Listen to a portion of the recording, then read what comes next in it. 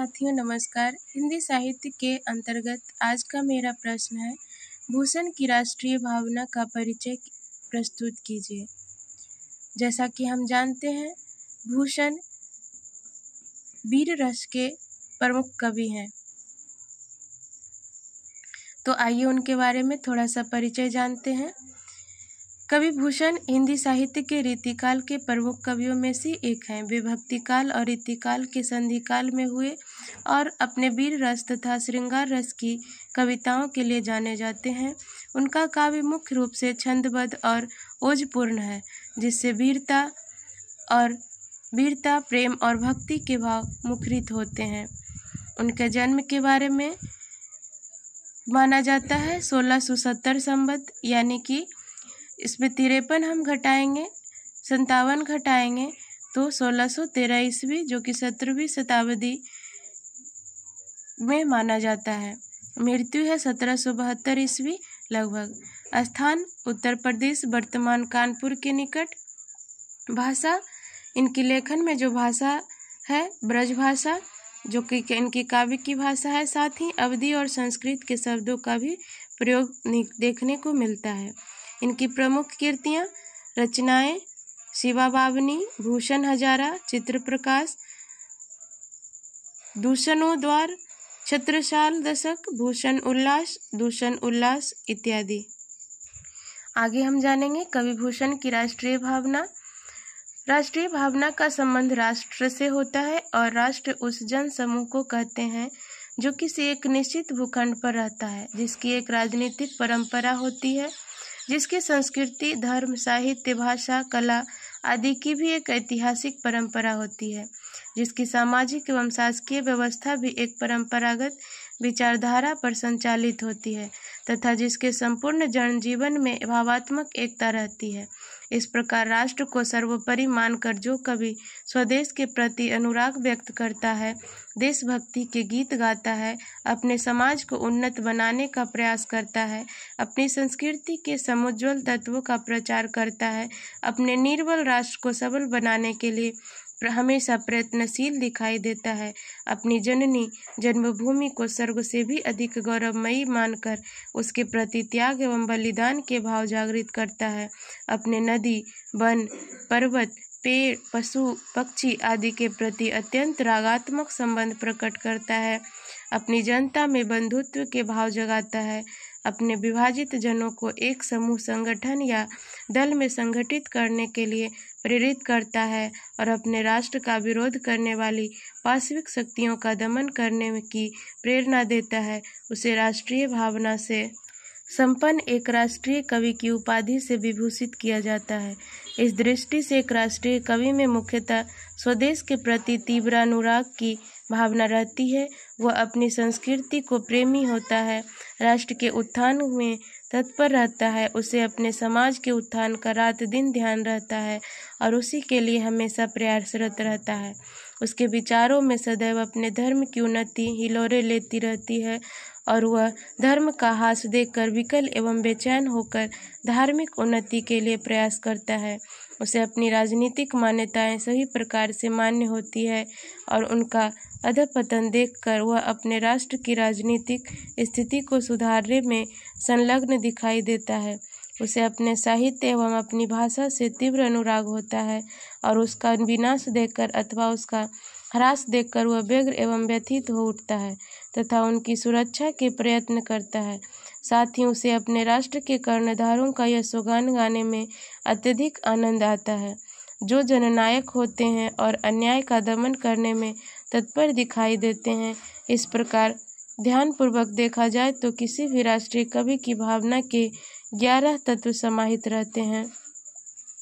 उसमें पहला है स्वदेशानुराग, अपनी परंपरा के प्रति मोह, अपनी संस्कृति से प्रेम, अपने धर्म से प्रेम, राजनीतिक मान्यता में विश्वास, अपने साहित्य से प्रेम, अपने समाज से प्रेम, अपनी राष्ट्रभाषा से प्रेम, जननायकों के प्रति अटूट श्रद्धा, युग चेतना का प्रशासन तथा उत्साह की व्यंजना। इन्हीं आधारों पर हम महाकवि भूषण की राष्ट्रीय भावना का विवेचन करने का प्रयास करेंगे और यह देखेंगे कि भूषण में कहाँ तक राष्ट्रीय कवि के तत्व विद्यमान हैं।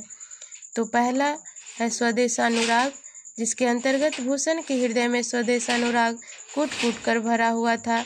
इसलिए वे संपूर्ण भारत का भ्रमण करने के लिए गए और उन्होंने यहाँ की स्थिति का पूर्णतया अवलोकन किया। जब वे अपने तीर्थ स्थानों पर जाकर यह देखते थे कि मंदिरों को तोड़कर मस्जिदें बनाई जा रही है, मथुरा के अनंत उन्नत भवनों में आग लगाकर इस्लाम की दुहाई फेरी जा रही है, काशी में विश्वनाथ के भव्य मंदिरों को नष्ट करके उसके स्थान पर मस्जिद बना दी गई है और सारे भारत में इस्लाम के प्रचार का भयंकर षड्यंत्र चल रहा है, तब उस स्वदेश अभिमानी का हृदय रो पड़ता तथा उसने इसके प्रतिकार का दृढ़ निश्चय का भाव मुसलमान जाति के विरुद्ध नहीं था, क्योंकि भूषण ने बाबर, अकबर तथा हुमायूं की तो प्रशंसा है, जैसे बब्बर, अकबर, हुमायूं हद बांध गए, हिंदू और तुरुक की कुरान वेद ढबकी, परंतु उसकी यह विरोधी भावना उस अन्यायी एवं अत्याचारी शासक के प्रति थी जो देश के अंदर मंदिरों को नष्ट कर रहा था, इस्लाम का झंडा सर्वत्र फहराने का प्रयास कर रहा था, गौरी गणपति के देवस्थानों को उजाड़ रहा था, संपूर्ण भारत के मंदिर महात्माओं का विनाश करके सर्वत्र पीर पैगंबरों की वृद्धि कर रहा था, जो काशी के सौंदर्य को नष्ट करने पर तुला हुआ था तथा जिसने मथुरा को विनष्ट कर डाला था। इसी कारण स्वदेश अनुराग से ओतप्रोत होकर भूषण ने लिखा है, देवल गिरावत फिरावत निशान अली, ऐसे समय राह राने सबे गया लब की, गौरा गणपति आप औरंग की देखी तापा, अपने जहाँ सब मारी गई दबकी, पीरा पैगंबर दिगंबर प्रकट हो गया, सिद्ध की सिधाई गई रही बात श्रब की, काशी की कला गई मथुरा रसीद भाई, शिवाजी न हो तो सुनती होती है। दूसरा है अपनी परंपरा के प्रति मोह। राष्ट्रीय साहित्य प्रायः पुनर्जागरण का साहित्यिक होता है तथा अतीत की गौरव गाथाएं देशवासियों में आत्माभिमान की चेतना उत्पन्न करती है, ताकि वे खोए हुए बल एवं स्वाभिमान को प्राप्त करने के लिए प्रयत्नशील होते हैं। गोस्वामी तुलसीदास की भांति भूषण ने भी भारतीय आत्मा को प्रस्तुत करने का प्रयत्न किया है। इन्होंने भारतीय संस्कृति से प्रेरणा ग्रहण करके गणेश आदि देव देवताओं की स्तुति की तथा अवतारों के प्रति आस्था व्यक्त की है।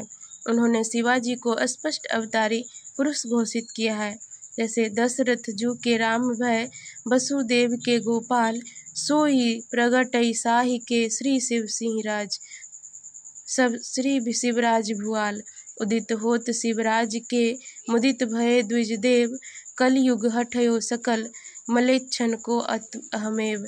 स्पष्ट है भूषण को अपनी परंपरा के प्रति पूर्ण आस्था है, क्योंकि शिवाजी के बारे में उनकी यह धारणा है कि मलेच्छों का संहार करके धर्म की स्थापना के लिए उनका जन्म हुआ है।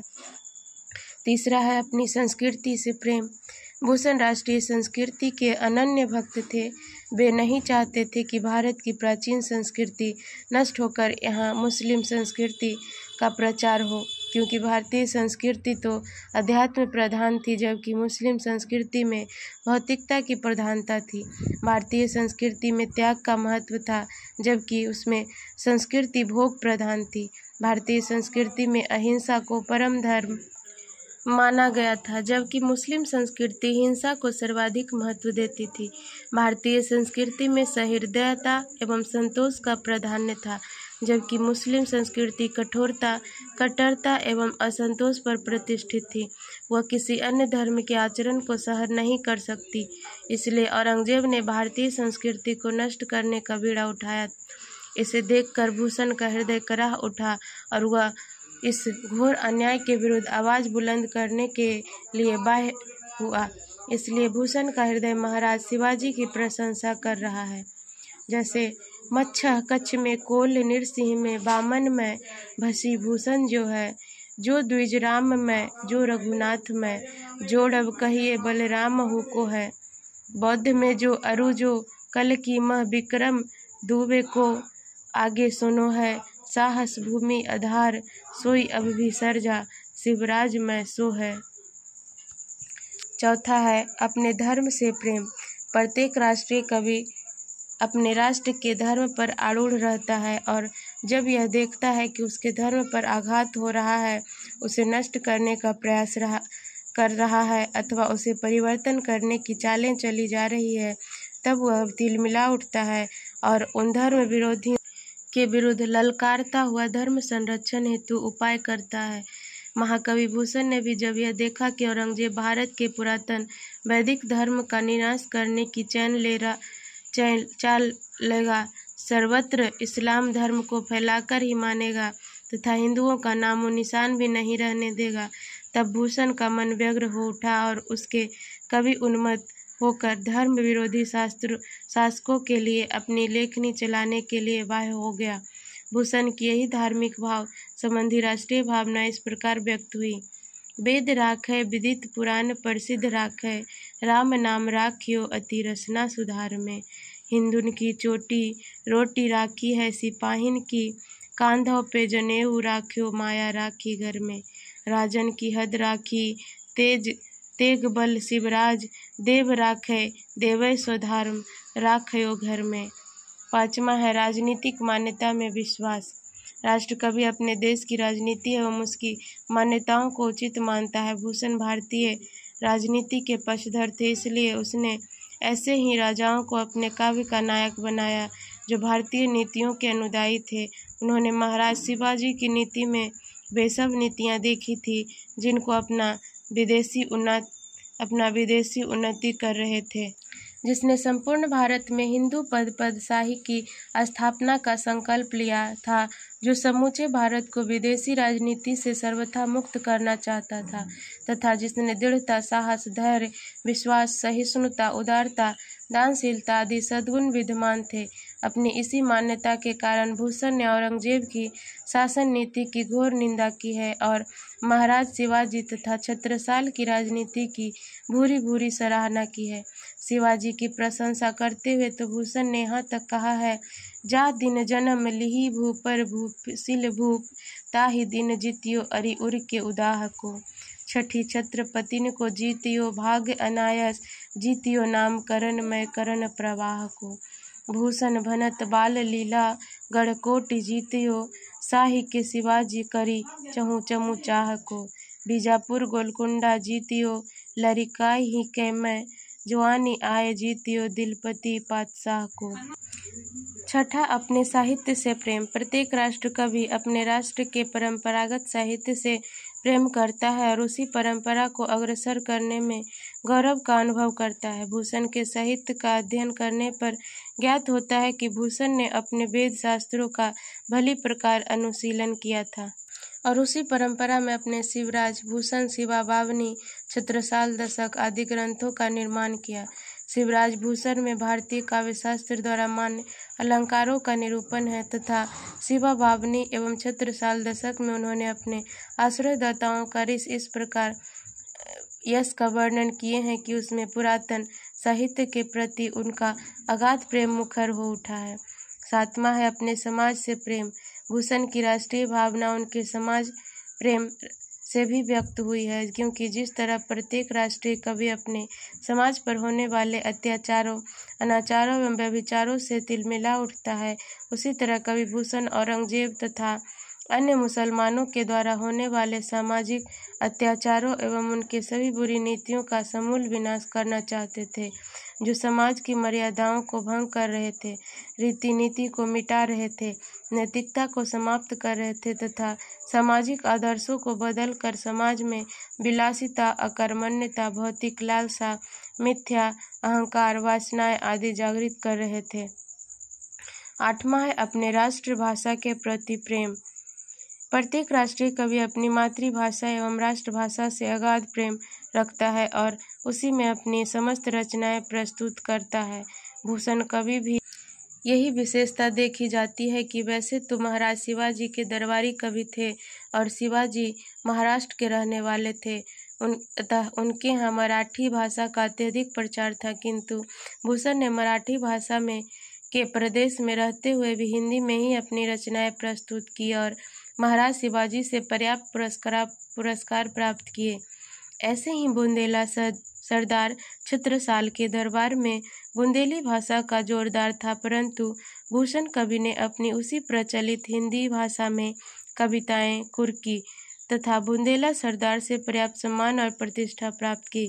इससे सिद्ध होता है कि भूषण को अपनी देश भाषा एवं राष्ट्रभाषा के प्रति रागात्मक संबंध था। 9वां है जननायकों के प्रति अटूट श्रद्धा। राष्ट्रीय साहित्य का यह एक मुख्य लक्षण है कि उसमें अपने युग की चेतना की प्रत्यक्ष अभिव्यक्ति होती है। इस दृष्टि से देखा जाए तो भूषण ने जिस दो जननायकों शिवाजी एवं छत्रसाल का यशोगान किया है, वे दोनों ही सदैव अनायास के दमन में तत्पर रहे हैं, धर्म की रक्षा के लिए तलवार लेकर युद्ध क्षेत्र में उतरे हैं, जनता की कल्याण कामना में तल्लीन रहे हैं और तत्कालीन राष्ट्र के प्रतिनिधि वीर माने गए हैं। आचार्य रामचंद्र शुक्ल ने ठीक ही लिखा है, शिवाजी और छत्रसाल की वीरता के वर्णनों को कोई कवियों की झूठी खुशामद नहीं कर सकता।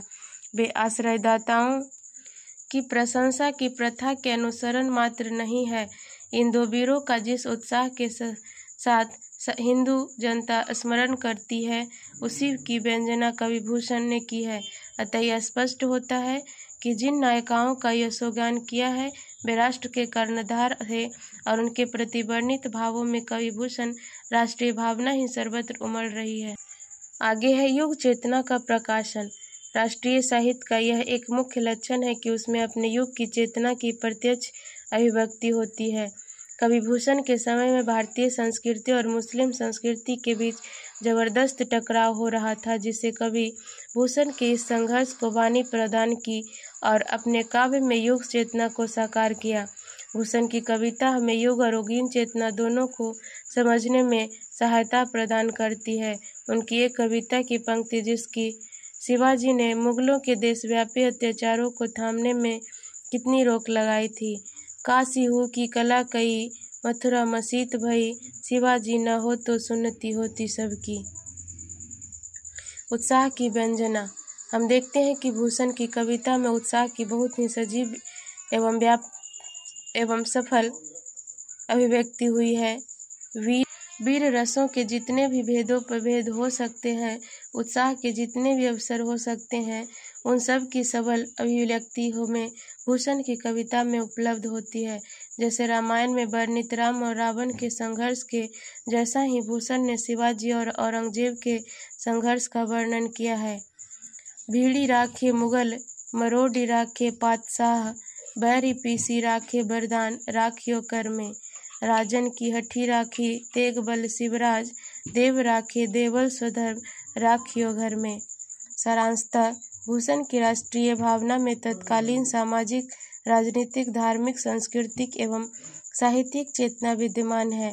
भूषण ने उनकी कविता में तत्कालीन जनजीवन चित्रित है, लोक मंगल की भावना अंकित है और राष्ट्रीय नवोत्थान की श्रेयमयी चेतना वर्णित है। इसी कारण भूषण कोई जातीय कवि नहीं है, किंतु भारत राष्ट्र की मंगल कामना एवं उदात्त भावना से परिपूर्ण एक राष्ट्रीय कवि है।